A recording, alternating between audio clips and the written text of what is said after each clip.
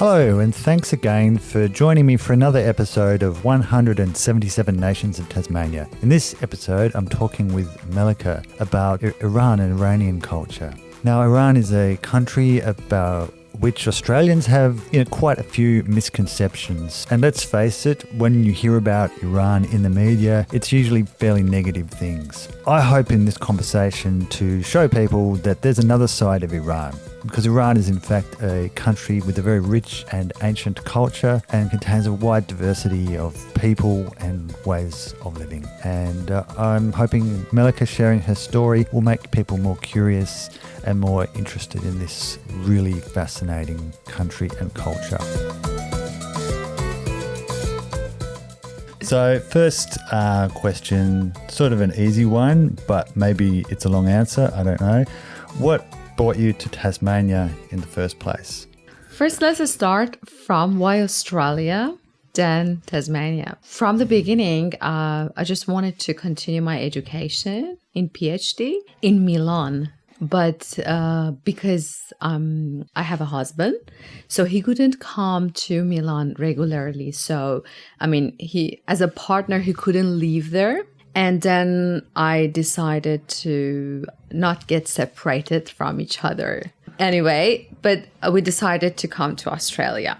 Then getting visa, it's really difficult and very time consuming. So my lawyer said I can apply for Tasmania to get the temporary visa, 489 visa. And I said, okay, let me just see what it is, because I wanted to get permanent residency because it has difficulties if you have 489 visa because you have a temporary visa. Then I saw Tasmania and I just said, oh my God, this is the place I want to go. It was the vast land, green land with the ocean. And I started to Google it, go through the street and everywhere and said, oh my God, it's beautiful. I want to go there.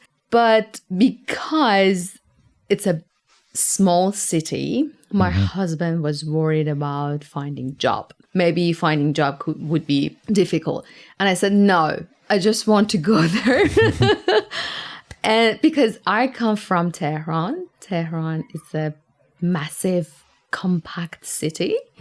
Compared to Tasmania, it's like it's another planet. And I really wanted to live in a quiet place because I was tired of living in city and rat race life. And so I said, no, I really want to go to Tasmania. And he didn't want to come. So, but I insisted. Actually, he didn't want to immigrate, to be honest. Both of us had high-level career back to my country. So it was a bit difficult to immigrate. But I made my decision to just leave the country. So I said, I'll go. If you want, you can come. All right. And he said, that sounds like a bit of an ultimatum. No. No, it wasn't like that. But he knew I was really serious. And he said, okay, if you want, we can go. And we came to Tasmania. And it's been almost 1 year I'm in Tasmania. Yeah. So what were your first impressions on arriving in Tasmania? It was fascinating. It was beautiful. And my characteristic is like when I see something, I get excited quickly. And when I saw the ocean, trees, anything, small houses, cottage houses, I said, oh my God, it's beautiful, it's beautiful. But after a while, I found it a bit boring. And then COVID happened and it made it worse. And that was my first impression because we came to Tasmania in February 2020. Maybe some people said, oh my God, what a time to immigrate. But you wouldn't know at that time. No. But if we hadn't come, we wouldn't be able to come to Australia. Yeah, absolutely. Least. Absolutely. So part of that, we were lucky. On the other hand, we were worried about not be able finding a job here. And it was really, really, difficult situation. Yeah. We were worried about a lot. Because when you immigrate to other countries, somehow because you want to survive, sometimes you have to do another job. Yeah. I try to get not off topic. Yeah, I know what you mean. You mean you tried to do something that was related to my career. Yeah. Yes, exactly. I don't want to go because I had, as I told you, I had a very good job back to my country, and I haven't left everything behind to just give up my dreams. What were some of the challenges that you faced at that time? After 3 weeks, Tasmania locked down, and we hadn't found a job yet.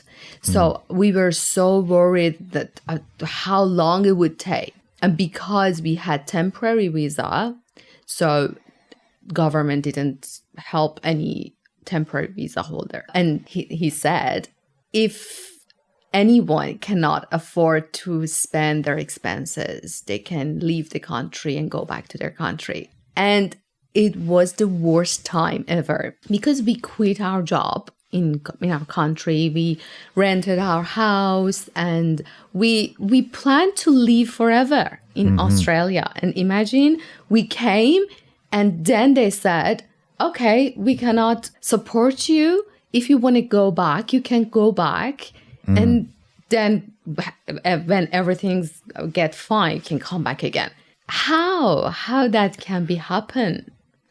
So we claimed before that we can afford to pay our expenses for 1 year if we couldn't find job.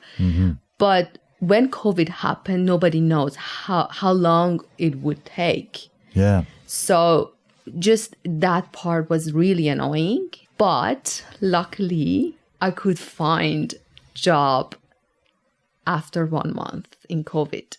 Oh, wow. I was super lucky. So tell us about how did that happen? How did you get that work? And perhaps you should explain what you do. I'm working as an interior designer and graduate architect because I used to be an architect, but because in Australia I'm not registered. So I have to work at least 1 or 2 years to get registered. So I'm working as a graduate architect right now and interior designer. So I was looking for SIG website and find any job there. Actually, finding job in Tasmania, it's really, really difficult. And everybody knows that, let alone in COVID.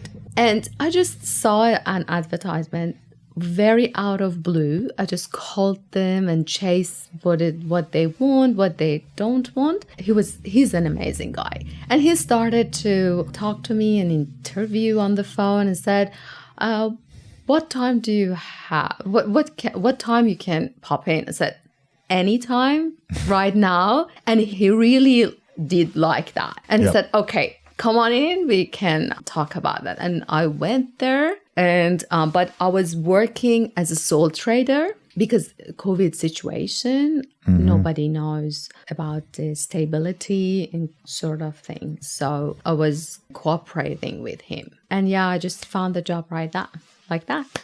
And I was working there as the interior designer and assistant designer. And how's that sort of worked out since then? And then he introduced me to another firm.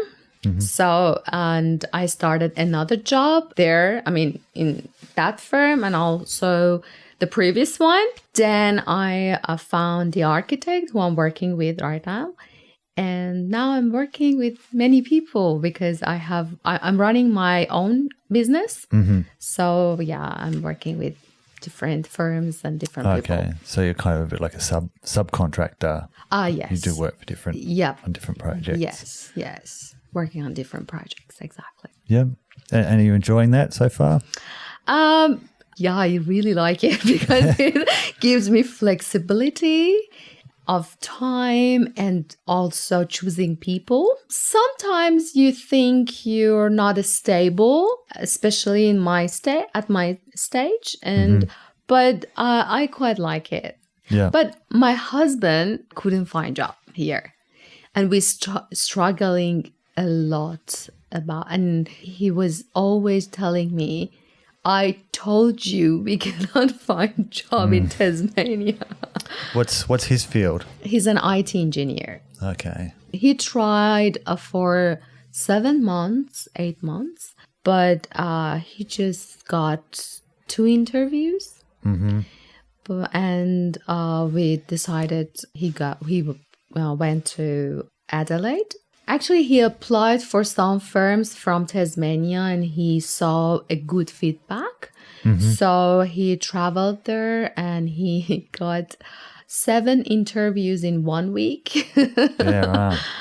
And so he got a job less than 1 month. Yeah. And since then, he's been working there and I'm working here. And it's really, really difficult situation. But because I like Tassie and we have so many good friends here and I've built up many relationships in my career and all around. So he can gain local experience and he will come back to Tassie again. Okay.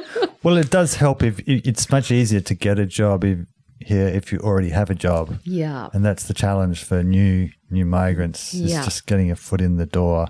Yeah. And it's really difficult, not just for... Tasmania has a very, very closed and conservative community. And they don't want strangers to get in their community. It's like that. But as soon as you just can get into very, very, how can I say, get into it. Yeah. It's done. I've been telling people it's like a magic circle.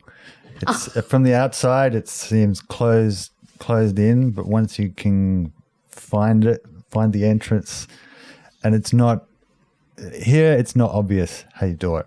It seems it's very closed and conservative, but just you have to find a very small hole to get into this magic circle. Yep. Then it's done. You can meet another people and build up relationships. You sort of discover a different world. Yeah. And in small cities always are like that. I mean, they are very supportive. They are like a chain. Yeah. And they are not unbreakable, but also they are, as you said, it's circle magic and magic circle. Sorry about my English. People are really nice. Really, they are smiley. They are friendly. And they're really supportive. They do their best, just help me. Have you got to know people? I mean, have you got to sort of know people more socially? Most of them from my work and other, I've just met some people randomly. I went to hiking and saw them in a meetup, Facebook, and some people, because I'm living in a share house right now, and some friends from my house, and they introduced me to someone else, and kind of like that. What's your sort of family like? What's your family background? Do you have a big family? Not very big family, no. We are a small family. They are living in Tehran right now, and they miss me every day. Yeah. And the one very sad thing about COVID, I don't know when I can see them. Yeah. It's really sad. It's really difficult. Even it's really annoying. This one is really annoying because you don't know. You just miss them and you don't know when you can visit them. Yeah, it's really sad. Yeah. So what do your parents do, or what did they do? My mom was single mom. I lost Okay. my dad when I was 4. Okay. So I have 2 other siblings, my brother and my sister. And they're artists. Okay. And my sister is a painter. And yeah, my mom is retired. That's it. It's so sad that when people start to talk about Iran, they just say something similar, that they say, is it like a desert? Are you traveling by camel? Mm-hmm. And they say, we cannot believe you're Persian because I'm not wearing hijab. Yeah. And they said, wow, you don't speak Arabic? Yeah. And many, many questions that I think they should get educated by Iran. Now we don't speak Arabic. Yeah. We speak Farsi. And it's different with Arabic. And Iran has a variety climate. Mm-hmm. And you can travel. You can go, for example, in the spring in Iran. We have completely a spring, 3 months of spring. It's not like Tasmania. You have 4 seasons in one day. But for example, if you go to north of Iran, it's northwest actually. Mm-hmm. You can go to ski resorts and Yeah. ski there and just take a flight and go to south of Iran and swim. And at the center of Iran, you can go to desert and do safari things and many other activities. And beautiful architecture that you've never seen before. And it's unbelievable, beautiful, and mind-blowing. And it's beautiful. It's a beautiful country. And many people think maybe it's not, because it's just about media. I'm not saying all the news are lie, but they are exaggerating. No, it's a very, very, very safe country. If you travel, people are hospitable. They are amazing. Yeah, I heard that hospitality was a really big part of the culture, and expected to be hospitable towards strangers even. Yeah, and they are really kind, and they when they see tourists, they try to make them happy, and they offer them many. Even in some cities, they offer their house, and you can stay there and without knowing you. And they will prepare everything. And they're really kind and hospitable. Yeah. This is part of our culture. I can remember when we came here, we gave a lift to some Aussie friend to go hiking. And they started to pay us the money and said, for petrol, and sort of said, no, that's fine. We wanted to go there, and that's fine. And they asked if they can buy anything for us. And we said, we just did it without any expectation. Be relaxed, don't worry. And they said, wow, it's interesting. So this is part of our culture. People in my country are battling with many difficulties, especially sanction right now. Yeah. Currently, I mean, the currency depreciation. Currency depreciation has caused many difficulties in people's life nowadays. And because of that, many people are moving and leaving the country. And somehow political stuff, and which many people know. What was it like going to school in Iran? What's school like there? In Iran, schools are separated, girls and boys. And all of us were girls in the school. Yeah. So, but at university, now it's they are together. But generally, I'm gonna say Iran is for men's country. To be honest, that's like most of the world, really. Yes, in some points are really good. I mean, women have good rights that you, I mean, how can I say that? I'm out of words. But some kind, it's okay. Yep. But sometimes it's annoying. Mm-hmm. You feel you are rejected, but it's just another interpretation of law and religious. Let's just go back to my school because still you want me to... Yeah, I was interested to know whether, in Iran, is the school, is it kind of strict? Is it very much where, like in It was. Yep. It was. At my generation, in my generation, it was. And in my sister's generation was worse than my generation. Right. Yes. And we just asked for some very stupid question that it's ridiculous for. For example, if you say to Western girls, I mean, it had pros and cons. Yep. But I myself, I didn't have a good experience in my school, honestly. Yep. But now they are really better. I mean, they get more open-minded. Yeah. But not in my generation. What was it that you didn't like?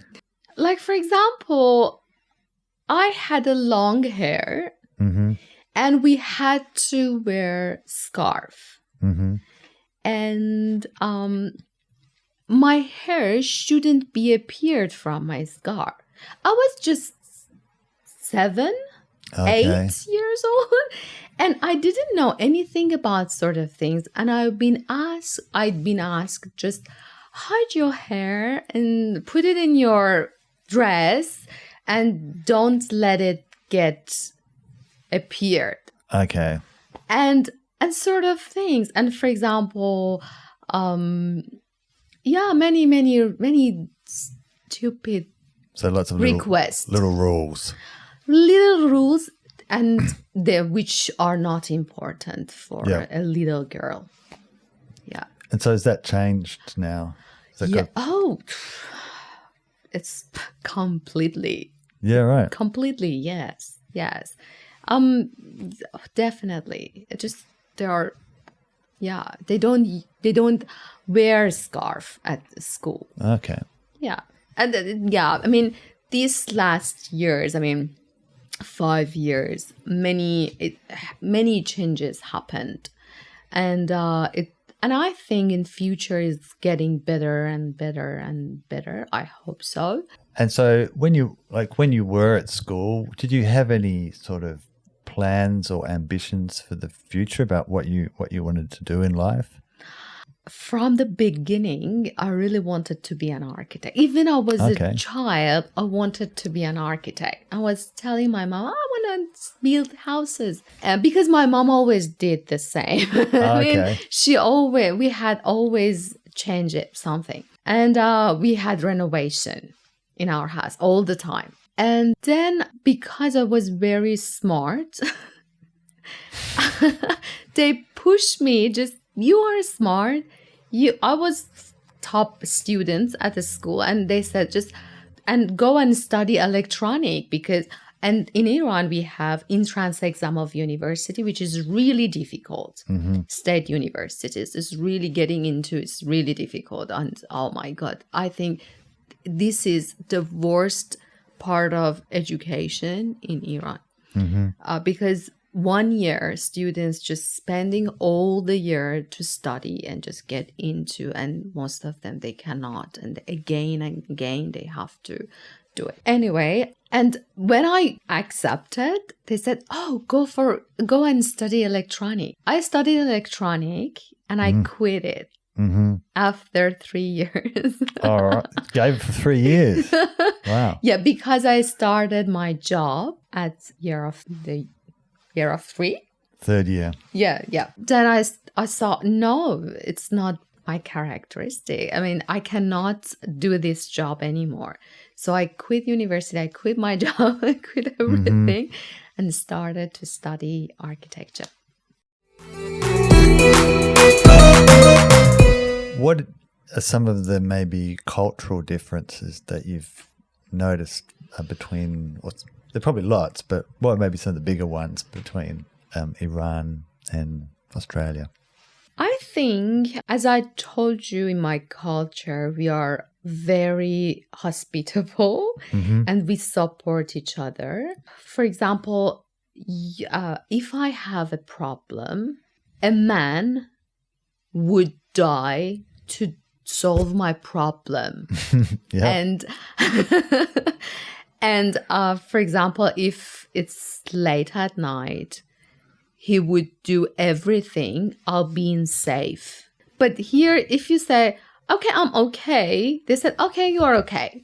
Yeah. But in my culture, they insist you, no, it's not okay. You have to be safe. Okay. And the another part is because we have something in means tarof, which I cannot explain because you don't have this word.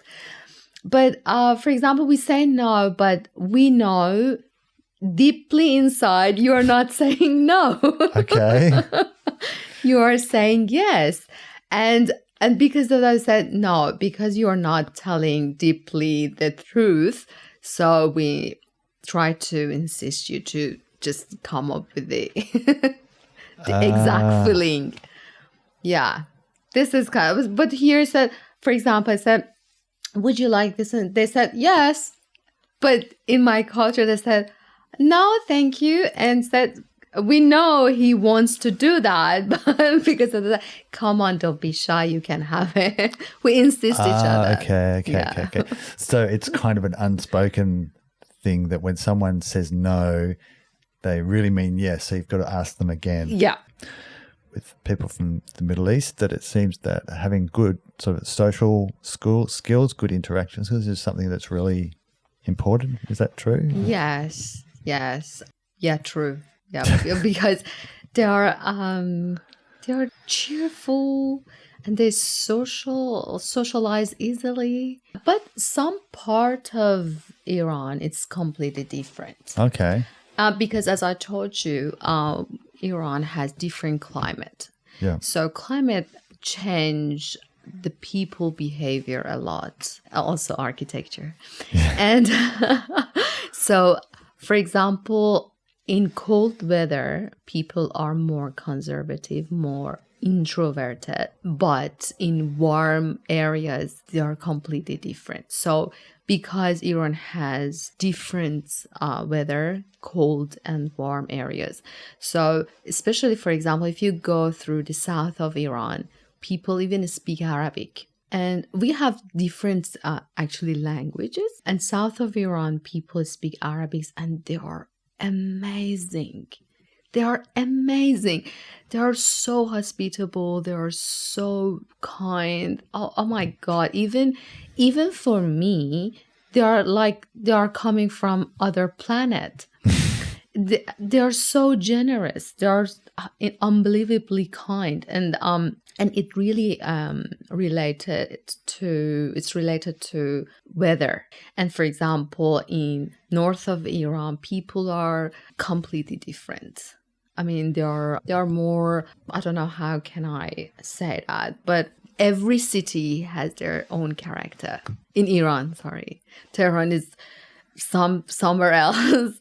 Shiraz is something else. Isfahan is something else. South of Iran, something else. Yeah, and I guess you've got a whole lot of different types of environment in Iran. Yep. The north is quite mountainous, isn't it?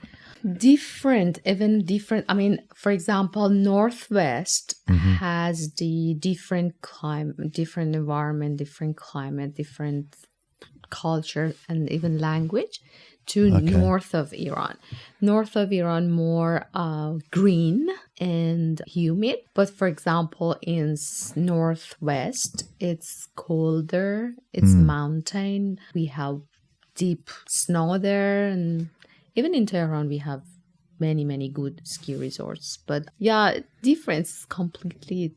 People different, environment different, architecture different. Architecture, one different from another. Yeah, because they were sustainable and they built their house like they could, for example, survive in very, very warm weather, because in south of Iran, it goes above 50 degree. And some other cities minus 15. So they had to survive, and they built their buildings like they could. And even at the middle of the Iran, it's desert. And if you go in summer there, and the weather is 450, if you enter the house, it's like you turn on the air conditioning. Yeah. But it's not. It's just about architecture. In the year you've been here, what's the best thing about living in Tasmania? Let me just tell you something. From the beginning, when I saw the photos, I said, oh my God, this is the place I want to go. This is the place I want to live. And when I came, it's not a city that you just say, oh, this is the place. Mm-hmm. But day by day, you fall in love with it. Okay.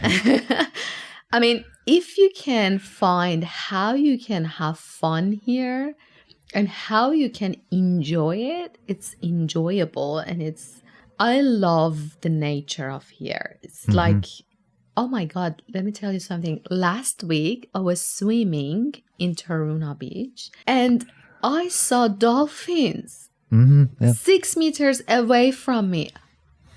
I was about to drown because I got so excited, and they were just jumped and get into the water.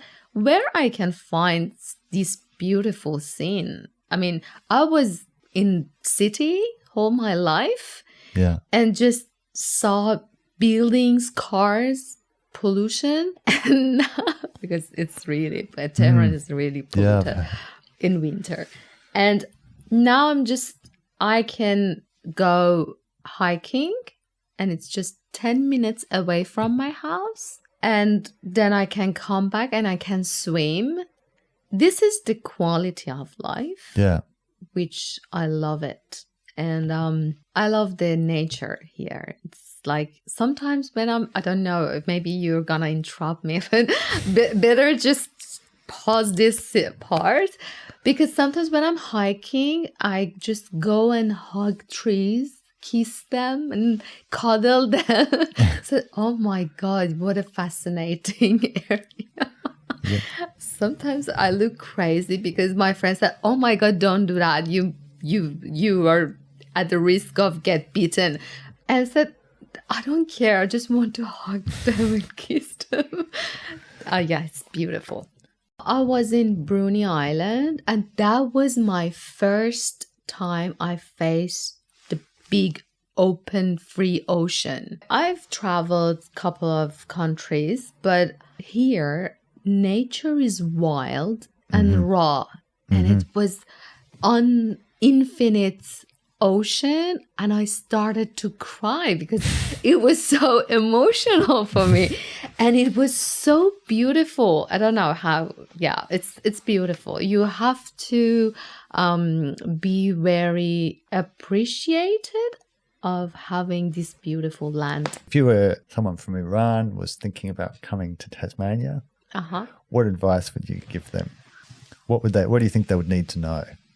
They have to try a lot, and they don't have to give up, because achieving here is really difficult and it's really time taking, and you shouldn't give up on many things. If I could do that, if my friends could do that, everyone can do it, but it's very, very difficult. Yeah. I mean, the whole process of immigration is difficult, especially speaking in English. Still, I'm struggling. But yeah, it's really difficult because communicating is difficult and everything is difficult. Finding job is extremely difficult.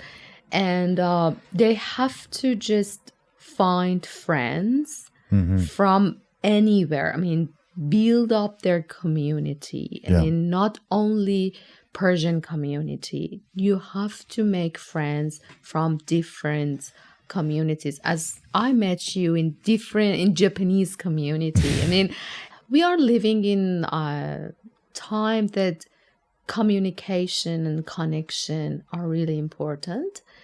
There is a slang in New York that people say it doesn't matter how much money you have. It matters how many people you know. And it's totally true here. I mean, even in mainlands, even everywhere. And you have to just communicate with anybody, even with the bad English.